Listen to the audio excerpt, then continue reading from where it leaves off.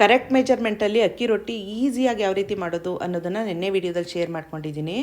ಇದು ನಿನ್ನೆದೇನೆ ವೀಡಿಯೋ, ಗುರುವಾರ ಅಲ್ವಾ. ಮನೇಲಿ ಸಿಂಪಲ್ಲಾಗಿ ಸಾಯಿಬಾಬನ ಪೂಜೆ ಮಾಡಿಬಿಟ್ಟು ಸಾಯಿಬಾಬನ ದೇವಸ್ಥಾನಕ್ಕೆ ಹೋಗಿ ನನ್ನ ಫ್ರೆಂಡು ವಿದ್ಯಾ ಕಾಮತ್ ಅನ್ನೋರನ್ನ ಮೀಟ್ ಮಾಡ್ಕೊಂಡು ಬಂದೆ. ತುಂಬ ಖುಷಿ ಆಯಿತು. ಅದನ್ನು ಲಾಂಗ್ ವೀಡಿಯೋದಲ್ಲಿ ಶೇರ್ ಮಾಡ್ಕೋತೀನಿ. ಫ್ರೀ ಆಗಿದ್ದಾಗ ಲಾಂಗ್ ವೀಡಿಯೋಸ್ನ ಹೋಗಿ ನೋಡಿ. ನಾನು ಸಿಂಪಲ್ಲಾಗಿ ಯಾವ ರೀತಿ ಪೂಜೆ ಹಬ್ಬಗಳನ್ನ ಮಾಡಿದ್ರೆ ಮನಸ್ಗೂ ತೃಪ್ತಿ ಆಗುತ್ತೆ, ದೇವರು ಮೆಚ್ಚುತ್ತಾನೆ ಅನ್ನೋದನ್ನು ನನಗೆ ಗೊತ್ತಿರೋಷ್ಟು ನಾನು ಅನುಸರಿಸೋ ವಿಧಾನಗಳನ್ನ ನಿಮ್ಮ ಜೊತೆ ಶೇರ್ ಮಾಡ್ಕೊಳ್ಳೋ ಪ್ರಯತ್ನ ಮಾಡಿದ್ದೀನಿ. ನಿಮಗೇನಾದರೂ ಇಷ್ಟ ಆಯಿತು ಅಂತಂದರೆ ಸಬ್ಸ್ಕ್ರೈಬ್ ಮಾಡ್ಕೊಂಡು ನೋಡಿ.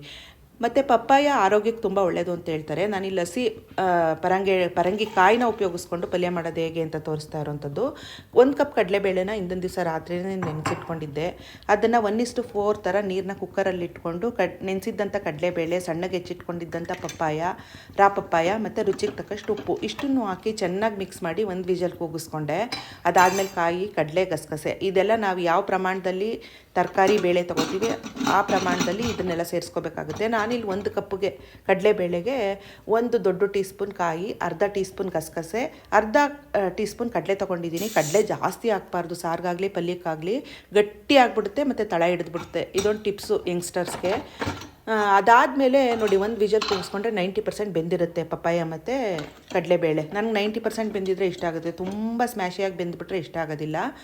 ಈ ಹಂತದಲ್ಲಿ 2 ಸ್ಪೂನು ಸಾಂಬಾರು ಪುಡಿ ಸೇರಿಸ್ಕೊತಾ ಇದ್ದೀನಿ. ನೀವು ಬೇಕು ಅಂದರೆ 4 ಹಸಿರುಮೆಣಸಿನ್ಕಾಯಿನ ಸ್ಲಿಟ್ ಮಾಡಿ ಸೇರಿಸ್ಕೊಂಡ್ರೆ ಟೇಸ್ಟ್ ಎನ್ಹಾನ್ಸ್ ಆಗುತ್ತೆ, ಹಂಗೆ ಅಸಿಡಿಟಿನೂ ಎನ್ಹಾನ್ಸ್ ಆಗಿಬಿಡುತ್ತೆ. ಅದಕ್ಕೋಸ್ಕರ ನನಗೆ ಅಸಿಡಿಟಿ ಇರೋದ್ರಿಂದ ನಾನು ಹಸಿರುಮೆಣಸಿನ್ಕಾಯಿನ ಎಲ್ಲೆಲ್ಲ ಅವಾಯ್ಡ್ ಮಾಡ್ಬೋದು ಅಲ್ಲೆಲ್ಲ ಅವಾಯ್ಡ್ ಮಾಡ್ತೀನಿ. ನೀವು ಬೇಕು ಅಸಿಡಿಟಿ ಇಲ್ಲ ಅಂದರೆ ಸೇರಿಸ್ಕೊಳ್ಳಿ, ಟೇಸ್ಟ್ ಎನ್ಹಾನ್ಸ್ ಆಗುತ್ತೆ. ಜೊತೆಗೆ ಒಂದು ಸಾಸಿವೆ, ಇಂಗು, ಕರಿಬೇವಿನ ಸೊಪ್ಪಾಕಿ ಒಗ್ಗರಣೆನೂ ಕೊಟ್ಕೋಬೋದು. ನಾನಿಲ್ಲಿ ಮನೇಲಿ ಇದ್ದಂಥ ಸಾಮಗ್ರಿಗಳಲ್ಲಿ ಹೆಂಗೆ ಮಾಡೋದು ಅಂತ ತೋರಿಸ್ತಾ ಇರೋವಂಥದ್ದು. ಅದು 1 ಕುದಿ ಬಂದಮೇಲೆ ರುಬ್ಬಿಟ್ಕೊಂಡಿದ್ದಂಥ ಕಾಯಿ, ಕಡಲೆ, ಗಸಗಸೆ ಮತ್ತು ಅಗತ್ಯಕ್ಕೆ ತಕ್ಕಷ್ಟು ನೀರನ್ನ ಸೇರಿಸಿ ಹೆಬ್ಬೆರಳು ಗಾತ್ರದಷ್ಟು ಬೆಲ್ಲ, ಜೊತೆಗೆ ಹುಣಸೆಹಣ್ಣು ರಸ ಇದ್ದರೆ 1 ಸ್ಪೂನ್ ಸೇರಿಸ್ಕೋಬೋದು. ಇಲ್ಲ ಅಂತಂದರೆ ಹುಳಿ ಟೊಮೊಟೊ ಇದ್ದರೆ 1 ನಾಟಿ ಟೊಮೊಟೊ, ಸ್ವಲ್ಪ ಕರಿಬೇವಿನ ಸೊಪ್ಪು, ಕೊತ್ತಂಬರಿ ಸೊಪ್ಪು ಈ ಹಂತದಲ್ಲಿ ಸೇರಿಸ್ಕೊಂಡು ಚೆನ್ನಾಗಿ ಮಿಕ್ಸ್ ಕೊಟ್ಬಿಟ್ಟು 1 ವಿಜಲ್ ಕೂಗಿಸ್ಕೊಂಡ್ರೆ ರೊಟ್ಟಿ, ದೋಸೆ, ಚಪಾತಿ, ಪೂರಿ ಇದಕ್ಕೆಲ್ಲ ಬೆಸ್ಟ್ ಕಾಂಬಿನೇಷನ್ನು. ಜೊತೆಗೆ ಆರೋಗ್ಯಕ್ಕೂ ಕೂಡ ಒಳ್ಳೆಯದು ಅಂತ ಹೇಳ್ತಾರಲ್ವ ಡಾಕ್ಟ್ರುಗಳು. ಪಪ್ಪಾಯ ತಿಂದರೆ ಹಣ್ಣು ರೂಪದಲ್ಲೂ ತಿನ್ಬೋದು, ಕಾಯಿ ರೂಪದಲ್ಲೂ ತಿನ್ಬೋದು. ನಾನು ಯಾವ ರೀತಿ ಪಪ್ಪಾಯ ಕಾಯಿನಲ್ಲಿ ಪಲ್ಯ ಮಾಡ್ಕೊಳ್ಳೋದು ಅಂತ ತೋರಿಸಿದ್ದೀನಿ. ನೀವು ಮಾಡಿ ನೋಡಿ, ಇಷ್ಟ ಆದರೆ ತಿಳಿಸಿ ನನಗೆ.